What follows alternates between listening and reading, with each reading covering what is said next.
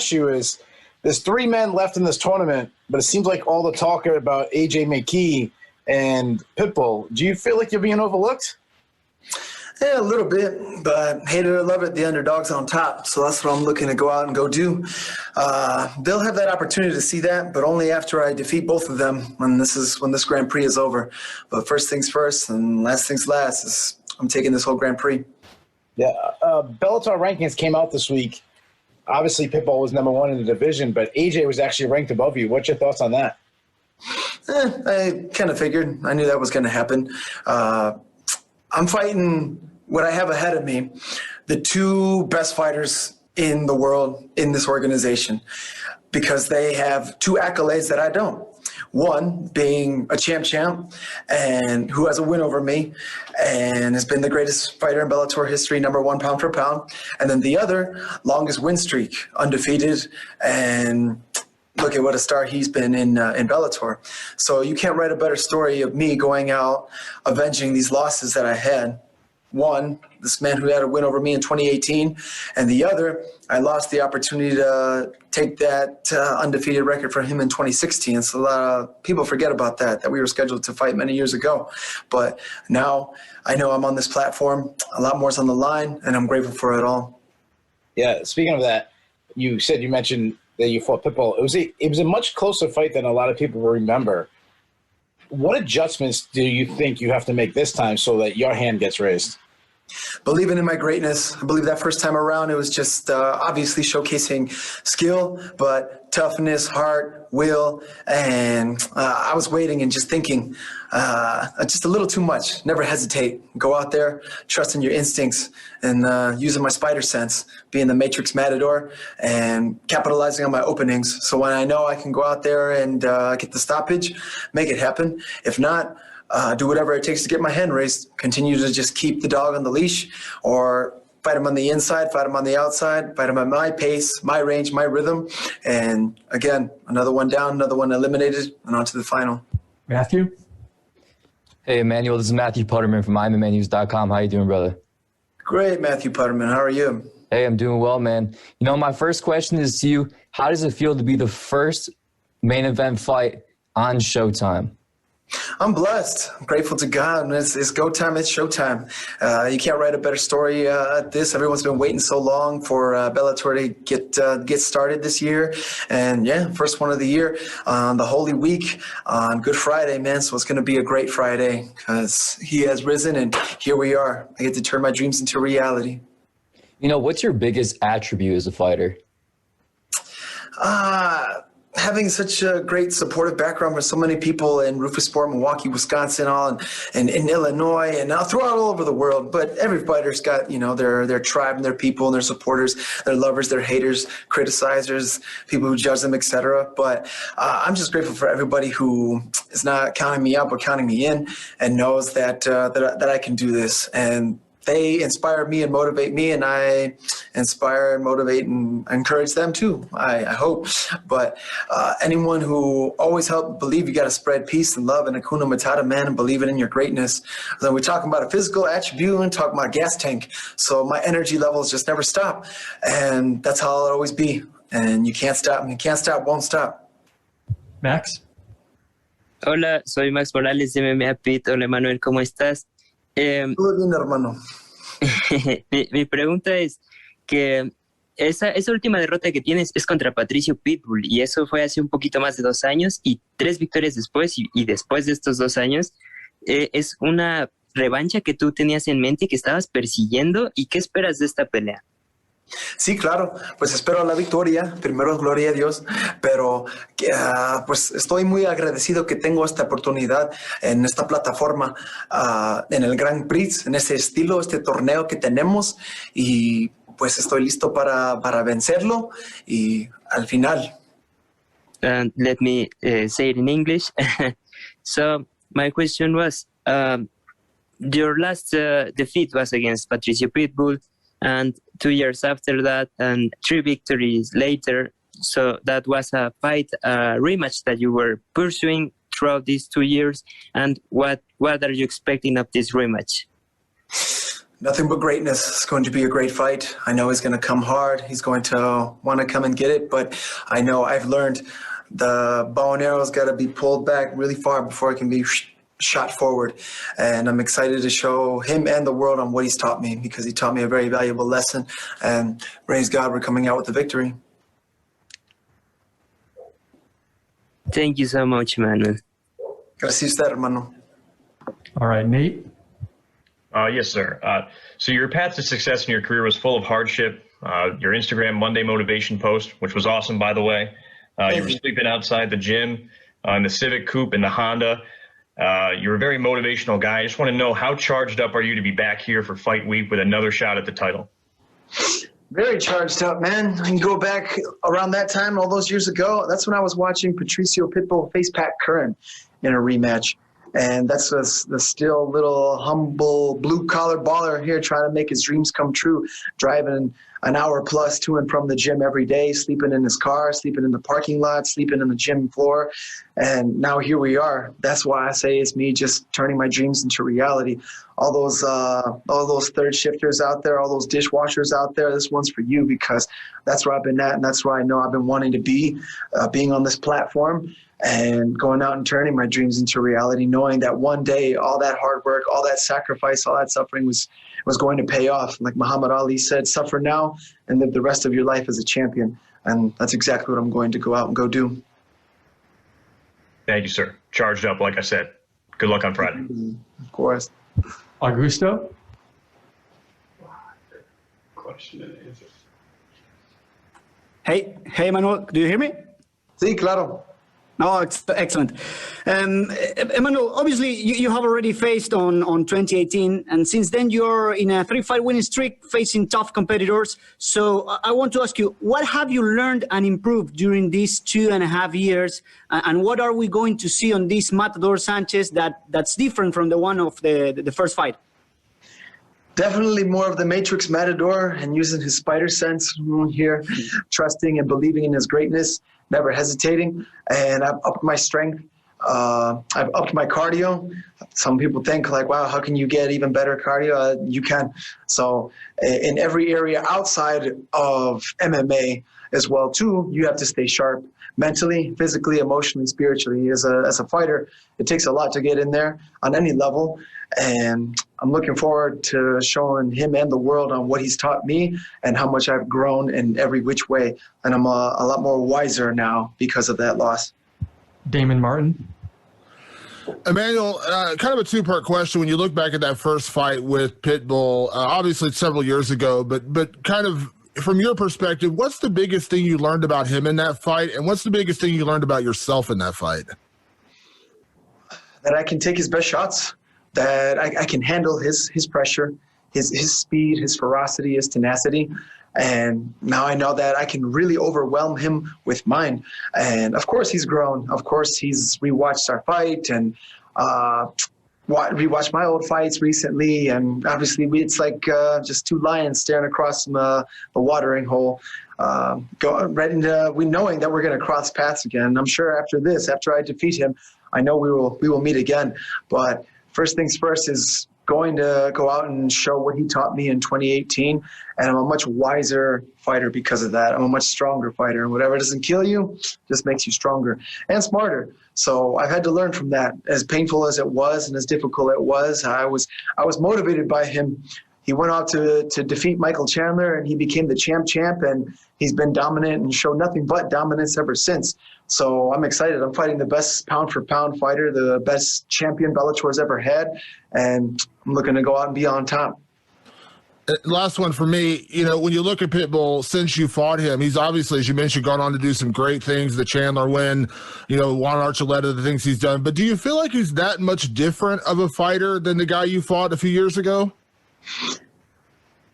Yes and no. I'll say yes, because of course he had to evolve and he had to obviously get bigger, get stronger, get more explosive, etc. Everything they needed to do, knowing that he was going to move a weight class up, and who knows what his plans were outside of that, and what if we had no idea prior to what was going to go on with this Grand Prix. But then when this Grand Prix got started, I feel like his level of opponents, all great fighters, but they didn't really force him to change his game too much in the sense that what I bring to the table. So as great of a fighter he is, and those other great fighters as well too, had the potential to beat him in maybe their ways and their thoughts and their game plans, but they just didn't have the style to beat him. And I know I have the style and the ferocity and the gas tank to get my hand raised over him.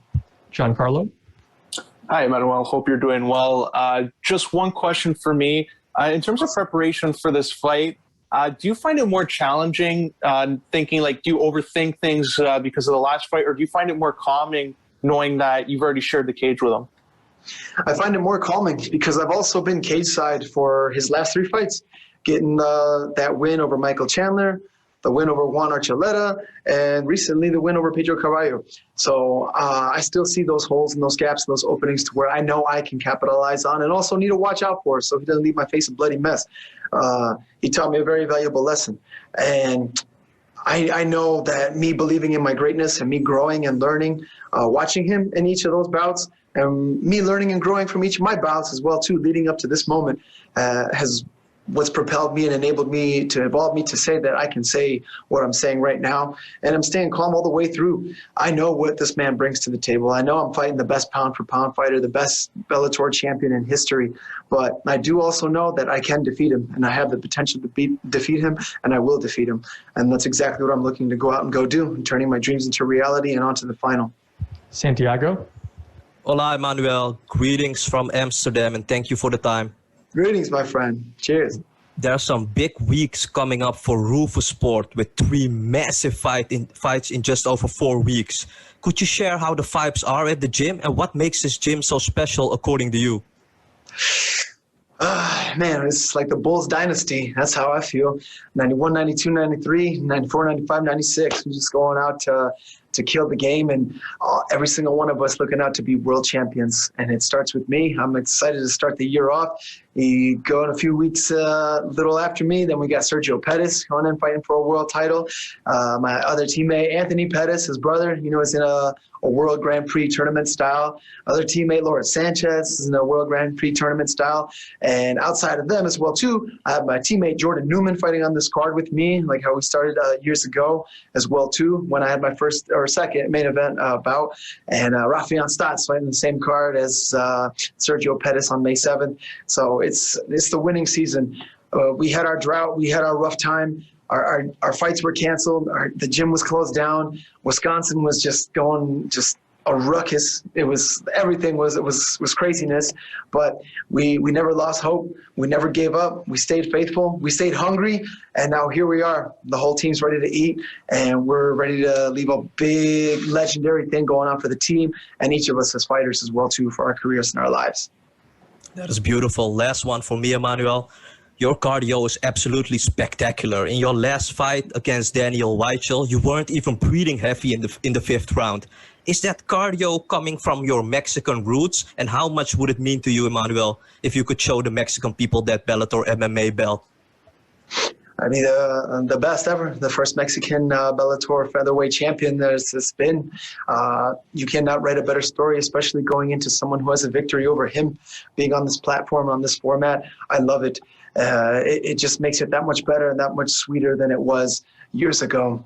And I'm so excited to go out and show what Patricio Pitbull has taught me, and the wisdom and knowledge that I've gained from not only that fight, but also me wanting to stop Daniel Weichel. Didn't get the stoppage how I wanted, but I got to showcase a lot of other tools and weapons, and like you said, a nonstop gas tank.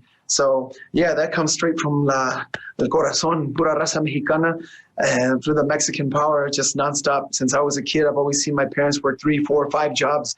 It's a nonstop hustle, and that's all I've ever known. That's all I can do. I can't stop. I won't stop, and I can't be stopped, and I won't be stopped. So I'm just MMA's Energizer Bunny, man. I want to just keep going. And whatever it takes to get my hand raised, whatever it takes to get the stoppage and to go out and be victorious. That's exactly what I'm going to go out and do this Friday night. All right, we'll take a couple more here. Dana?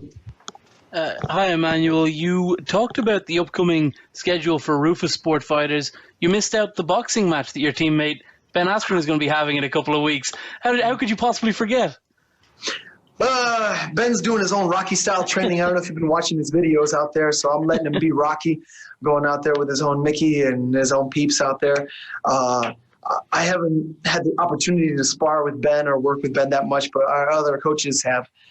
He's also been going to Freddie Roach's gym and other big gyms, and he's getting the work that he needs for himself to make this happen. But I'm excited, man. I can't wait for him to go out there and prove to the world that even him as an MMA fighter who wasn't that great or that dominant with his striking skill can still go out and shut up this big mouth over here who thinks he has striking skill over an MMA fighter. Talk to me a bit about your faith. You mentioned before that you were sleeping in your car. You were really struggling on your way to get to this point to be fighting for the World Championship. At any point, did your faith wane? Did you think, God, what are you doing here? Talk to me a bit about that and how you kept, how you maintained your faith through all of that.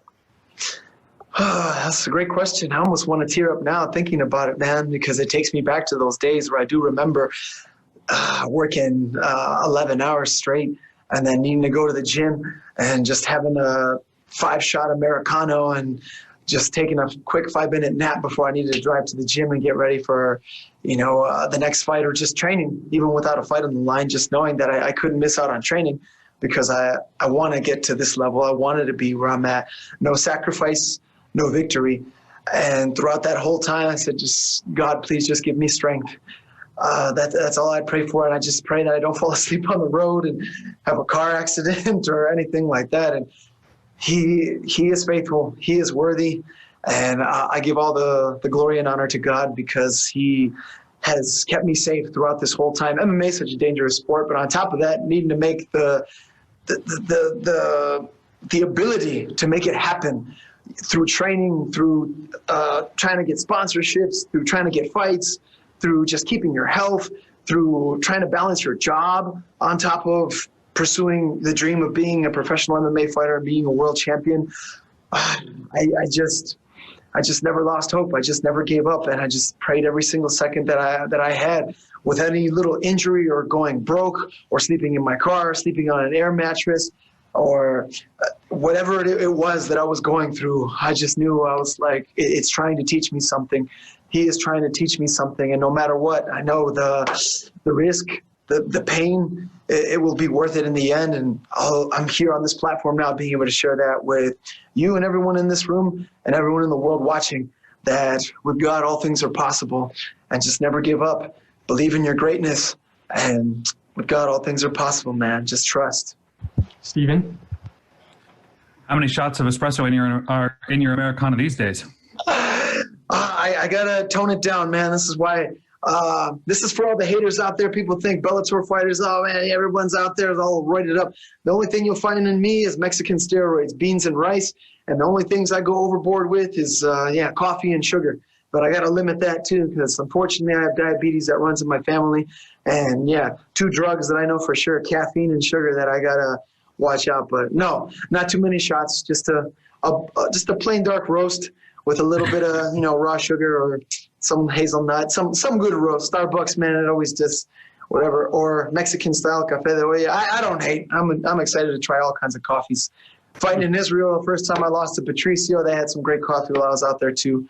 And every now and then I'll enjoy myself a Celsius or a nice energy drink, a Zevia energy drink. I hope Zevia gets this and hooks me up with the endorsement like they do Mighty Mouse or Nate Diaz. But I've been trying Zevia. They're the best. They're saviors from right there. Or green tea, ginseng and green tea. But I got to tone it down. I'm naturally energized right now. I don't know if you can tell. I'm cutting weight. I only have a few more pounds to go, but I still can just be nonstop right here and talk your ear off for days.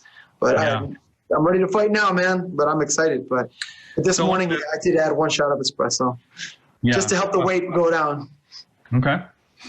So I wanted to expand a little bit on something that you were talking about earlier about Askren. Can you remember a time, a specific time in which you were striking with him or working on striking, in which you kind of underestimated his abilities, or maybe he surprised you in some way or did something that maybe you wouldn't have expected him to do? Oh, I never underestimated him. I never underestimated anybody ever, no matter who they're from, or I have visitors and, come from out of state, out of town, out of the country, who have come into my beautiful Rufus Sport MMA Academy. There was one time I had 5 different English accents, Australian, Irish, German, or not German, but New Zealand. I had so many different guys that were in there at the time. But the first time I remember sparring with Ben Askren, he threw a spinning back fist at me. And I was like, what the? I thought for sure, I'm like, okay, I'm just getting ready for Ben to try to, move around with me, but try to take me down. Because I'm way smaller than he is. But he threw a spinning back fist at me and was striking a little more than I expected. A lot of times you think you're going to go with someone who's predominantly a wrestler or just wants to grapple you. They're probably just going to try to walk at you or grab a hold of you to just lock horns with you and take you down. But, yeah, I was pretty surprised Ben Askren was throwing spinning back fists at me and other jumping kick attacks. And I wanted to show him that I didn't, he has my respect and he was my coach at the time, but I didn't care. I tried to take him down and he threw me on my head like I was a little kid.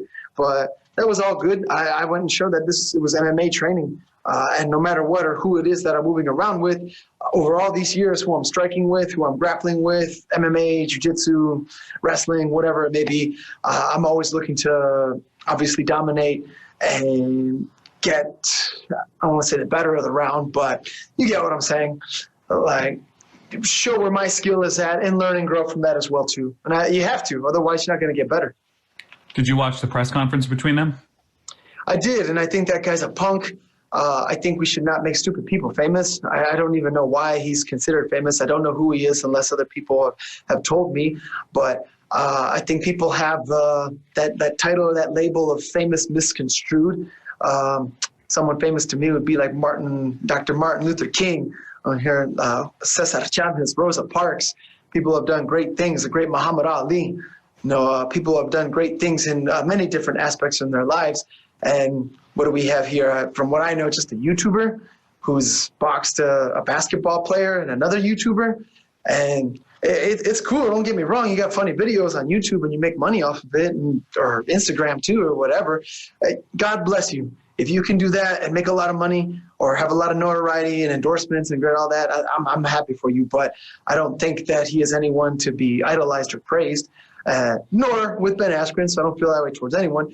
But Ben, I feel, should have a little more respect for what he's done and for who he's needed to face and what he's needed to go through in order to be in the positions where he is now, being able to not only get paid for this and being on this platform that he's on, but that guy just seems a little bit like a punk to me. And Ben is a true competitor and a true fighter. People are counting Ben out. I don't know why, but Ben's a true fighter. Whether it be boxing, wrestling, jiu-jitsu, grappling, if it's a spitting contest, whatever it would be, Ben would show up and show you what's up. So that's what a fighter does. Last question here, Tony. Emmanuel, hope you're well. You got to avenge a loss in your last fight. How much did you learn from going into that fight as a rematch that you're going to be bringing into this fight on Friday? Obviously, his strengths, his speed, his stamina, his endurance, his everything, and my own. That was my first 5-round fight. That was my first international fight. A lot was riding and going into that. I had a lot of, I feel like maybe almost put too much pressure on myself being out there the first time flying that far across the world to be able to fight and fighting such a great champion and such a dominant fighter who's shown nothing but greatness throughout his Bellator career. And now I know, I believe in my greatness. I showed my potential. I showed what I could do, but now it's time to really fully unleash and let it all out in there to do whatever it takes to get the stoppage or 5 rounds of making sure that complete